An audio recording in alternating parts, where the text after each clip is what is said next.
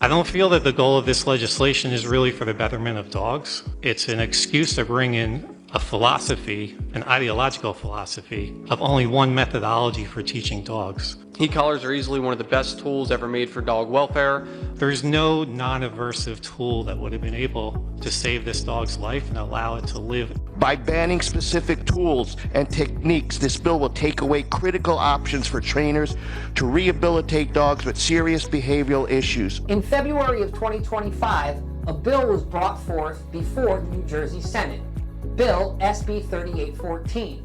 This bill proposes to license and regulate pet dog training in New Jersey.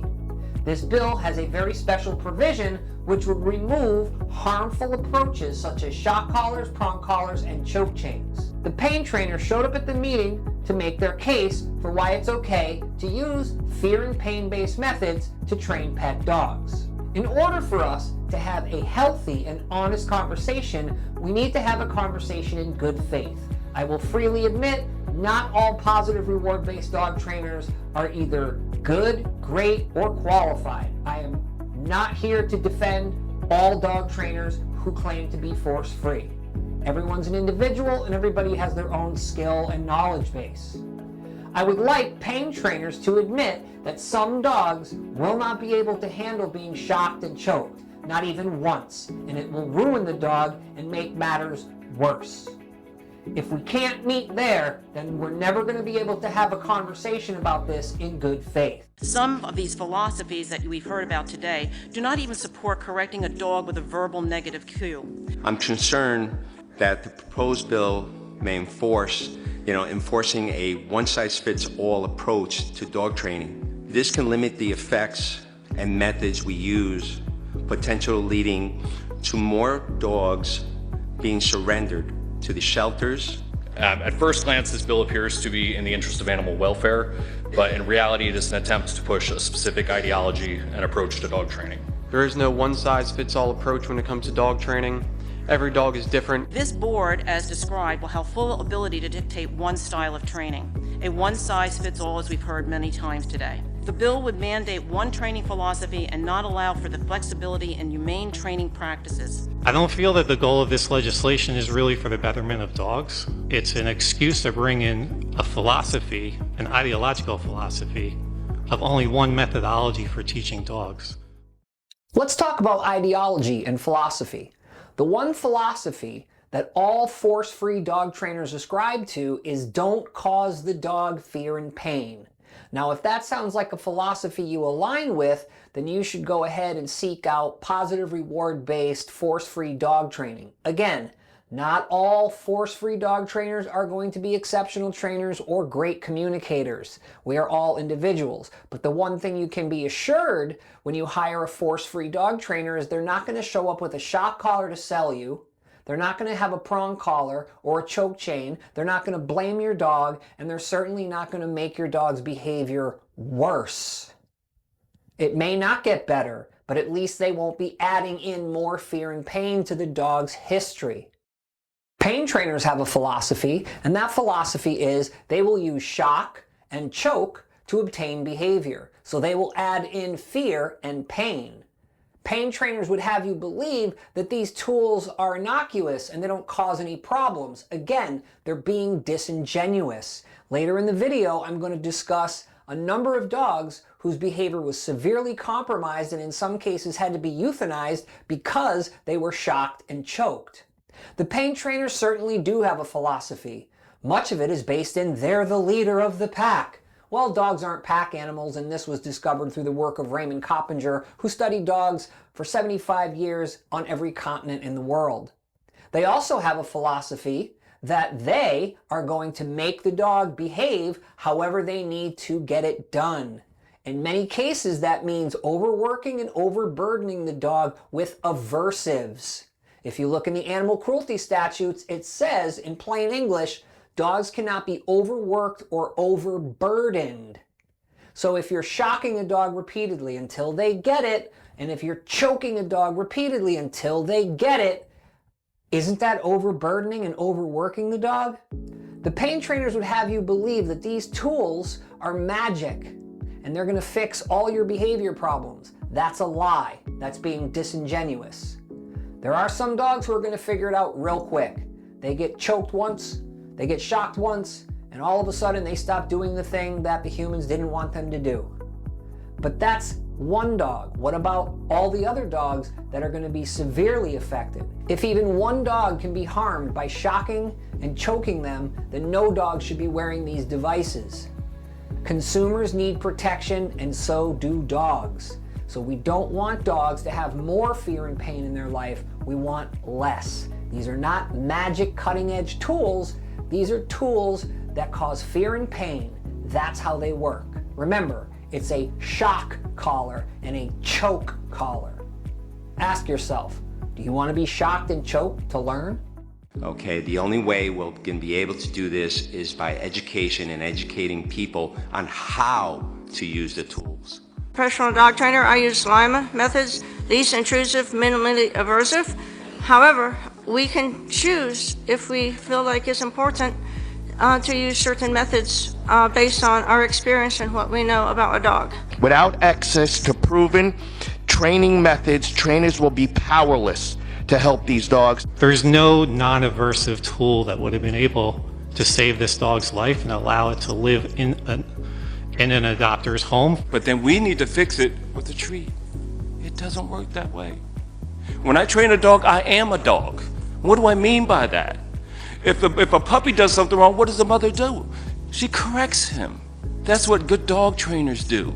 You can't fix that with a treat. You can't. There's a common misconception among pain trainers that positive reward-based dog trainers, the force-free dog trainers, all we do is throw food at dogs. That's not true.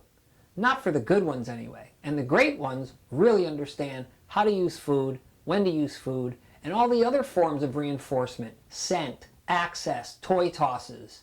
These are all forms of reinforcement you can use. The other thing that's misconceived by pain trainers is that the positive trainers don't understand the environmental contingencies. Well, the good ones do and the great ones really do. So all I can say for myself, here's what I guarantee my clients. I show up on time, the information I give you is accurate, based in science of applied behavior analysis. I will not hurt or scare your dog, and you have to change. You have to fix your behavior before the dog behavior changes. If you make any other guarantees, such as this collar is going to fix all your problems, you're lying to people. A lot of pain trainers want to cherry pick and tell you all the success stories of shock collars and prong collars, but they leave out all the dogs that were undone by shocking and choking them. They won't tell you about that. I've had numerous clients over the years, more than I care to remember, have this scenario. I hired a trainer, they used a shock collar, the dog got worse, I called them back, they wouldn't take my call. That's unconscionable. I give my clients a lifetime of email and text support regardless of what's going on in their life. I tell them, you can get a hold of me and I'll give you support. It's a common misconception among pain trainers that some dogs just can't be fixed with using food. Well, guess what? Fear trumps food. So if you have a dog who is absolutely petrified and really scared, chances are they're not going to take the food because fear trumps food. Here's another misconception that pain trainers have about dogs and counter conditioning, that it won't work. Well, sometimes it takes time. A lot of pain trainers want a quick fix. They want the client to be happy in an hour or two or a day or a month or whatever it is. And many times you need to be patient and you need to really take into consideration the environment and your clients and what their skill level is or isn't and how much it needs to improve. There is no quick fix most times. Dog training is a process, not an event. Remember, dogs who wear shock collars usually don't have them taken off. They leave them on all the time. Why? Because the dog is fully aware that this device on my neck may cause me fear or pain. That means the dog is probably going to shut down, at least the ones they consider successful. That's called learned helplessness. That means the dog has a constant reminder on its neck, be careful, you might get hurt. Imagine living with that stress. You'd probably stop offering a lot of behavior as well. Let's talk about some dogs I've worked with over the years who were shocked and choked. in some cases on the verge of being euthanized. And I came in, instituted a plan based in positive reward-based training, kind consequences, so we're going to give the dog corrections or punishments, but we're not going to hurt him or scare him. Here's a list of some of those dogs. Bentley. Bentley came to me back in 2020, 5 years ago, and he was in a shelter for 4 years. In that time, in the shelter, they shocked him and they choked him, and he developed a fear and aggression towards other dogs. Reactive on leash, and definitely if he was in proximity, he might bite them. So we instituted a counter conditioning protocol, whereby when he saw dogs out on the street, we would mark yes and we would pay him. He didn't take food at first. It took 11 months of patience, retooling the plan, mitigating distance in the environment, using different types of food as rewards. And finally, after 11 months, he started to put it together that he was safe, and the prediction of dogs meant he would get paid. Now, it's not perfect because the world isn't perfect and the environment out on leash isn't perfect, but he made drastic improvements with the help of Prozac, I might add. I'm not a huge fan of medication for dogs, but in some cases it can help. And I recommended he go off the Prozac.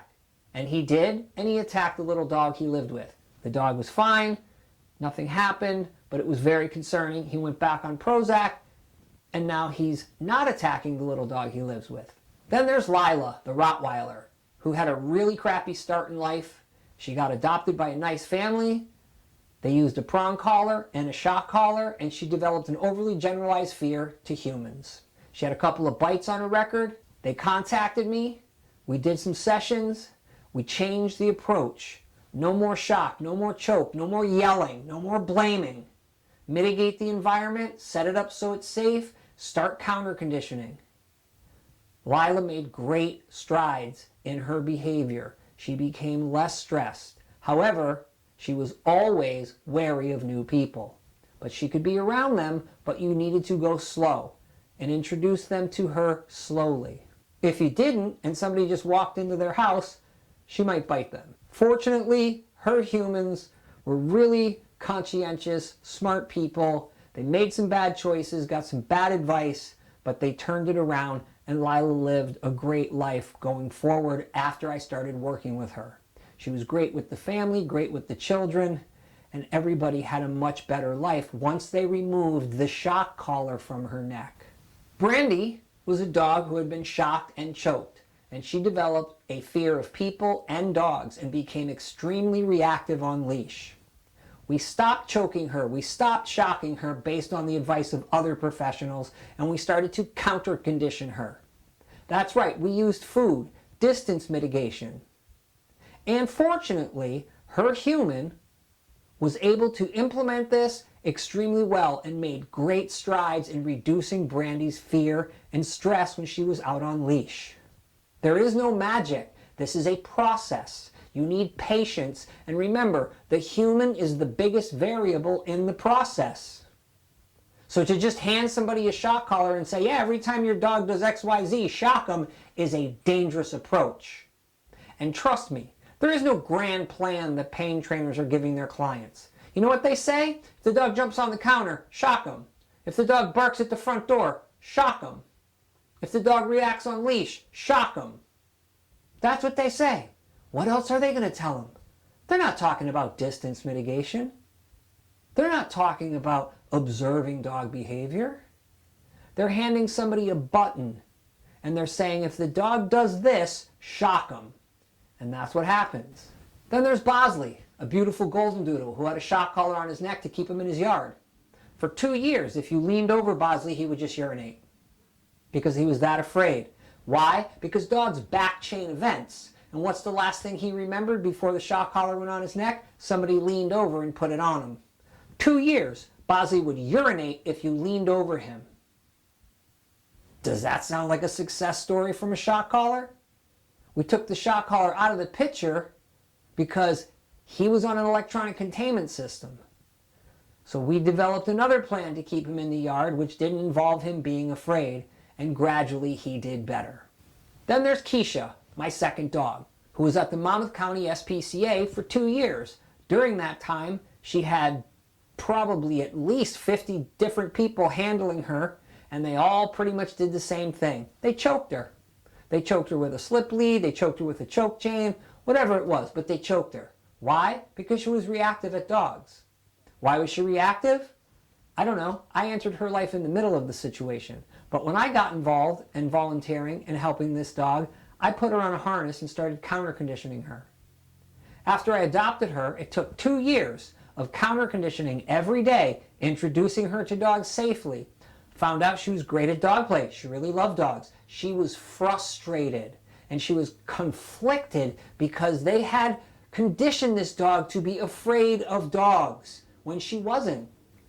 That is the fallout of shocking and choking dogs. They develop fear. Some dogs quit, learned helplessness. Okay, won't do it. Don't want to get shocked, don't want to get choked. Other dogs will just do it. They don't care if they're shocked or choked. They're just going to do it anyway. So what do? Shock them more, choke them more? At what point do you stop causing the dog fear and pain and learn how to train these dogs with humane methods? Again, pain trainers are going to cherry pick. They're going to tell you all the success stories. What they're not going to tell you is all the dogs who failed, and that's disingenuous. When we train, if we use these tools, if the dog makes any noise that sounds like it's in discomfort, you use too much. If it doesn't respond, you use too little. So it's a balance, and you hear the term balanced dog trainer here. So it's very important these tools are used. They're electronic, they're cutting edge, okay? Many people don't have that skill. Without these tools, many dogs that were rescued could not be rehabilitated and would be euthanized. And no one that's involved in the dog world wants to see that happen. My dog does something wrong, I correct it, but I go right back as fast as I can. How do I do that? Whether it's a choker, whether it's a prong collar, whether it's an electric collar, right? But it's a tool, they're tools. Similar to your cell phones, this thing vibrates to communicate to you, hey, I'm talking to you, I need you to do something. More importantly than that, using this tool negatively turns this into a hammer with a psychopath behind it, and it does not need to be that. Good, because you have a much higher pain threshold than most of these dogs. However, there are some dogs that require you to go higher or lower depending on their pain threshold. These tools are not painful. You felt it firsthand for yourself. They're not designed to hurt dogs, they're designed to communicate. This pain trainer said this. When we train, if we use these tools, if the dog makes any noise that sounds like it's in discomfort, you use too much. And this pain trainer actually says we need to find the dog's pain threshold. So they're admitting dogs are going to feel pain from these devices. However, there are some dogs that require you to go higher or lower depending on their pain threshold. This pain trainer said these shock collars could be like a hammer in the hands of a psychopath. Using this tool negatively turns this into a hammer with a psychopath behind it, and it does not need to be that. So you mean to tell me you know the psychological profile of every single person that hires you? You can just walk into a store and buy a shock collar with no training whatsoever. Well, you just heard it. One person said you have to find the balance of how much stimulus, which is a code word for shock or choke, but in this case, shock. You have to find the level that they can handle. That means you're experimenting. You don't have a well thought out plan. You're going to slap the shock collar on the dog, cross your fingers, and hope it works. And again, as the gentleman said, if you use too much, it's not good. If you use too little, it's not good. You need to find the right balance. Well, that means you may mess up. And the only way you find out how that dog is going to respond to a shock collar or a prong collar is to put it on their neck and use it. And that is going to be how you figure it out. There is no well thought out plan. They're just crossing their fingers and they hope it works. Let's take it a step further. So now the button of the shock collar is in the hand of the client, not the professional. You heard another gentleman say, these shock collars can be like a hammer in the hands of a psychopath. What if somebody's having a bad day? Do you mean to tell me these pain trainers do a deep analysis of the psychological profile of their clients? So you're actually putting a tool in the hands of the general public that can be misused. Force-free trainers, they're not going to give you a tool that can hurt your dog or scare your dog. Again, all force-free trainers are at their own skill level and knowledge base level. I'm not here to defend force-free dog trainers. What I am here to remind people is that if you hire a dog trainer who does not use shock collars, does not use prong collars, will not cause your dog fear and pain, they're not going to make your dog worse. These pain trainers are cherry-picking the dogs who are okay with being shocked. There's no visible fallout. Okay, there's some out there, but what about all the other dogs who get shocked once or twice or 10 times and they're undone? They're worse. Now you got to reverse that, and that takes a lot of work, time, energy, and money. So which one is it? Is it communication? Is it stimulus? Or is it pain? Because you heard in plain English, this pain trainer said they need to find the dog's level of pain tolerance. And he also admitted that humans in many cases have a higher pain tolerance. Remember, if you put a shock collar on your wrist or on your neck, you know what's gonna happen. You have full knowledge that this device is gonna cause you some kind of discomfort or pain. A dog does not have that knowledge until it happens, and by then it could be too late. Ask yourself, do you wanna learn by being shocked and choked? Or do you wanna learn by being given kind consequences and positive reinforcement? However, I stand here before you today in strong opposition to SB 3814, a bill that claims to protect dogs, but instead, in reality, will do the opposite.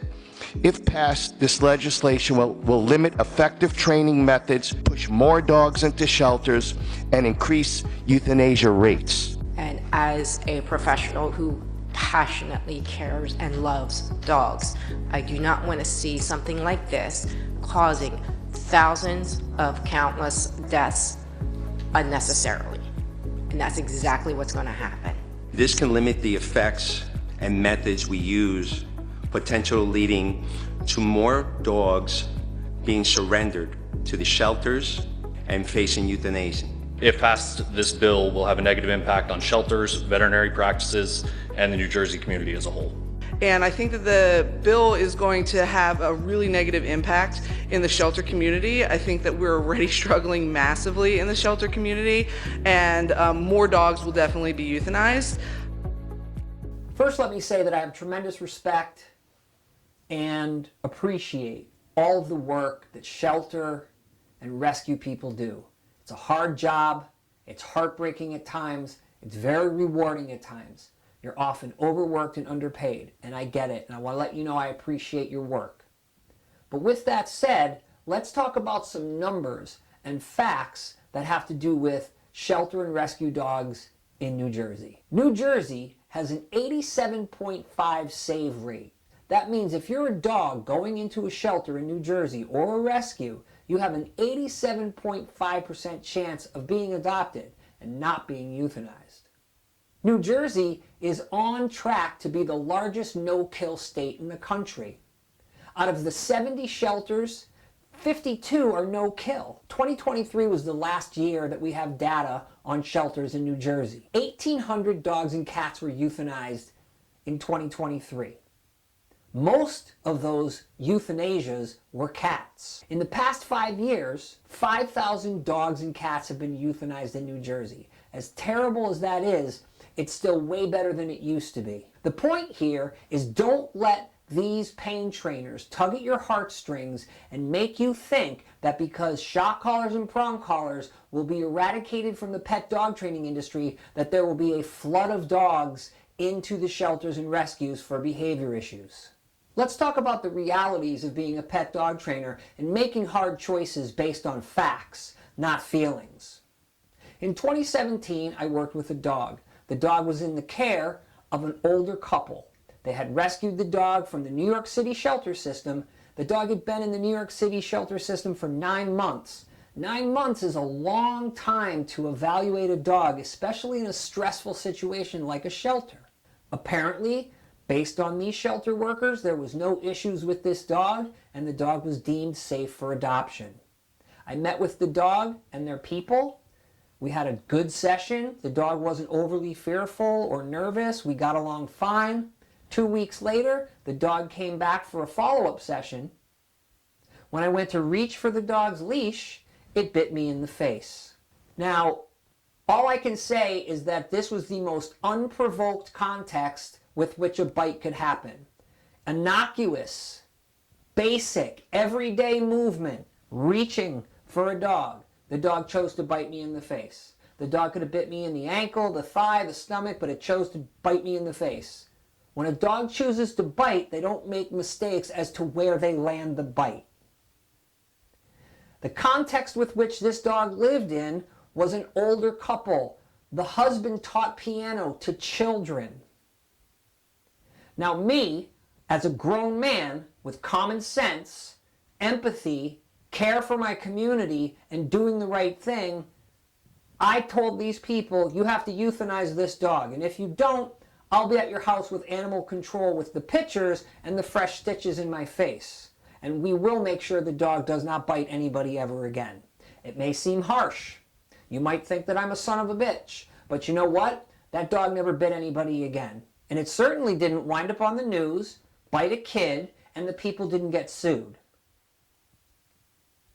Sometimes dog training is way more about what is the right thing to do for the community and the family and the dog.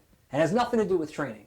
It has to do with common sense and being a grown person and looking at a situation and going, yeah, it's going to suck for this dog to be euthanized. But you know what would be even more terrible? A little kid walking into that house and getting attacked. You know what would even be even more terrible is after the dog bit me in the face, I don't do anything and it bites the people in the face.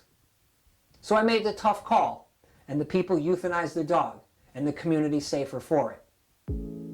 Recently, I was contacted by a woman whose dog had bitten her in the face, bitten her husband in the face, and landed a level 4 dunbar bite to the children's hand. In every one of these contexts with which the dog bit the people, nothing was happening. There was no stress. The dog simply has fuzzy triggers. Guess what? The dog had been shocked and pronged. So there you go. The dog had been shocked and pronged by professional trainers. And the people continued to do it. The woman sent me pictures of her face bite and her child's bite to the hand. And you know what I told the woman who had already been contemplating euthanizing the dog? You should euthanize the dog, as sad as it is. You know why? Because if it bites the wrong person, you're going to get sued. And you might be on the news. The dog is unsound. You need to make hard choices sometimes when you're a dog trainer. You need to make hard choices sometimes when you're in shelter and rescue. That's part of the deal.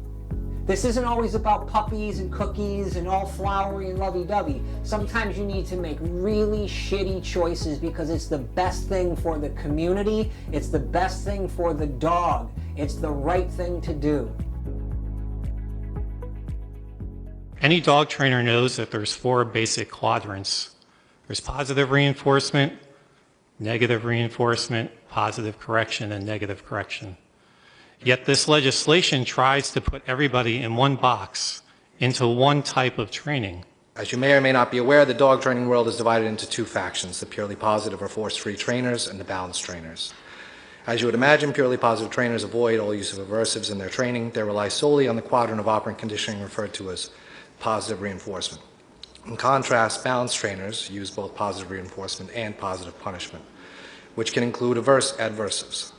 Historically, dog training relied primarily on positive punishment, and it wasn't until relatively recently that trainers recognized the benefits of rewarding dogs to increase motivation.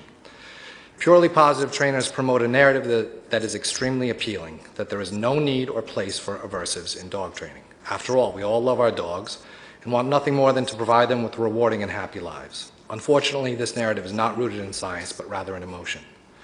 The truth is harder to accept, but it remains the truth. Aversives are a natural part of canine life. Dogs correct each other constantly and use the fear of correction to establish social hierarchy and deter unwanted behavior. Fortunately, numerous studies have contributed to our current understanding of operant conditioning. The work of Skinner, Thorndike, and many others has established the scientific principles that govern mammalian behavior. These studies demonstrate that aversives, when used correctly, are an effective tool for modifying behavior. Aversives, when applied properly, are neither abusive nor dangerous. In many cases, their effective use provides the clearest way to communicate with a dog and modify behavior because it aligns with the natural way dogs learn. Please do not be misled by the feel-good message that purely positive trainers promote. Their approach is not grounded in reality or science. Eliminating the option to use aversives in training will create a more dangerous and confusing world for our dogs. Let's clear up a few things as far as the terminology goes. We have positive punishment and negative punishment, negative reinforcement, positive reinforcement. In one breath, pain trainers want to use the word punishment. In the next breath, they want to use the word correction. In the next breath, they say it's aversive. So which one is it? It's punishment. Now, punishment doesn't have to cause fear and pain.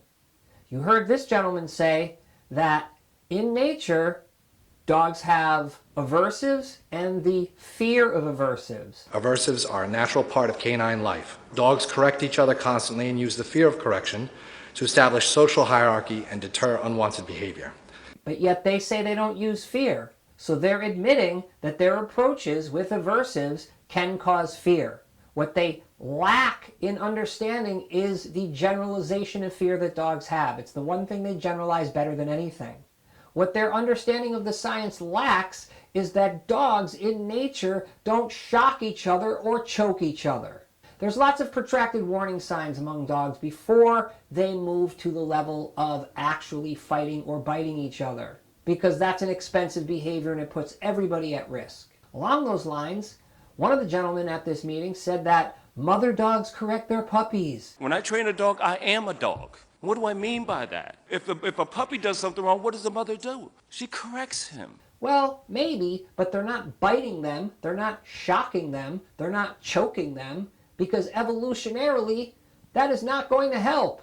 They need to protect the puppies to keep the line of dogs moving forward. What you're hearing from these people who complain about positive trainers being feel good is they're trying to get you to disregard the fact that a shock collar or a prong collar will cause fear and pain. Oh, they slip it in, but they're real careful about it because it's marketing.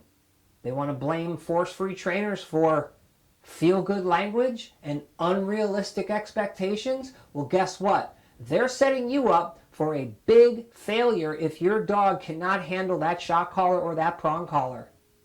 They never talk about the overgeneralization of fear, and they never talk about learned helplessness. Why? They're either ignorant of the fact or they know about it and they're just not going to talk about it. They're going to ignore it because they want your money. What's interesting is they say force-free trainers are not grounded in reality. Well, unfortunately, we're well aware of the reality of dogs who have been ruined by shock collars and prong collars. We're well aware of that. The reality is, and this can be found in the works of all behavioral studies that have looked at fear and pain, there is a fallout. It is stress, it is fear, it is aggression, it is anxiety, and there are health risks associated with all of those fallouts. They never talk about that. Remember, they're not going to talk to you about the dogs who got shocked once or twice and couldn't handle it and lost it and were either shut down or became aggressive. They're not going to talk about that. Pain trainers like to make a false equivalency and say that shock collars and prong collars are just tools, like cars or hammers or guns. By education and educating people on how to use the tools. What methods we use and what tools we use in deciding what distresses a dog and what does not. By banning specific tools and techniques, this bill will take away critical options for trainers. Heat collars are easily one of the best tools ever made for dog welfare. They need some kind of tool to exert some kind of additional stimulus, okay, to tell a dog you can't do that. Well, guess what? I've never gotten in a car and been intrinsically afraid or hurt. Nope, the driver or myself, if I'm driving, has to do something reckless, drive drunk, not follow the rules of the road. Something has to happen with my behavior to make that car unsafe. Same thing with a hammer. I've never held a hammer and banged a nail unless I hit myself by mistake and caused myself pain or fear by simply holding a hammer. You put a shock collar on a dog, you shock it once, they know immediately what's going on, and now they're afraid. And again, some dogs will bounce back quick, some will bounce back never. So this is a false equivalency to sell you their ideology. They want to talk about dogs in nature. Dogs don't get electrified in nature unless they're hit by lightning. They want to talk about science, but in one breath they say it's punishment, in the next breath they say it's correction. Well, guess what? If I correct you, it doesn't mean I punch you in the face or scare you. If I do, it's now aggressive. So you can correct a dog and you can punish a dog without causing it fear and pain. I do it all the time to great success, and so don't many other dog trainers who don't cause dogs fear and pain. And that phrase, fear and pain, is the exact phrase that should be used when it comes to shock collars and prong collars, because the dogs are experiencing some level of fear and some level of pain. If they weren't experiencing some level of fear and pain, the shock collar and the prong collar wouldn't so-called work. That's how they work. They are adding an aversive. That's positive punishment. Adding, positive punishment. Positive punishment is being added. And when they release the pain, that's negative reinforcement. They're taking the punishment away. So they need to learn the terminology and how it's actually applied, because they're just saying stuff to get your money to hurt your dog. And if things go wrong, and if the dog becomes undone, they won't call you back. They don't talk about that, do they? Thanks for watching this video. I really appreciate it. My intention for making this was to clear things up for consumers of pet dog training. That's who needs the protection. People out there looking for a dog trainer so that their dog can learn how to coexist with humans. Sure, you're going to have easy cases somewhere in the middle and hard cases. But in all cases of dog training, you don't need to use fear and pain. You don't need to shock your dog. You don't need to choke your dog. You don't need to blame your dog. You need to pay attention and understand three very basic things. One, dogs view everything in their life, no matter what it is, as safe, unsafe, neutral. Number two, dogs learn sequences when they are based on reinforcement or lack of reinforcement. Humans are the variable that create those sequences. Number three, your dog's economy is safety first, food and water, and then where's the fun? Where's the reinforcement? And guess what? Humans control every aspect of a dog's life other than their breathing, their barking, and their sleeping. Those are the only three things your dog can do without your help. You decide everything for your dog. So don't make a poor decision and cause your dog fear and pain, because it might be the worst decision you ever make, and it might be your dog's undoing.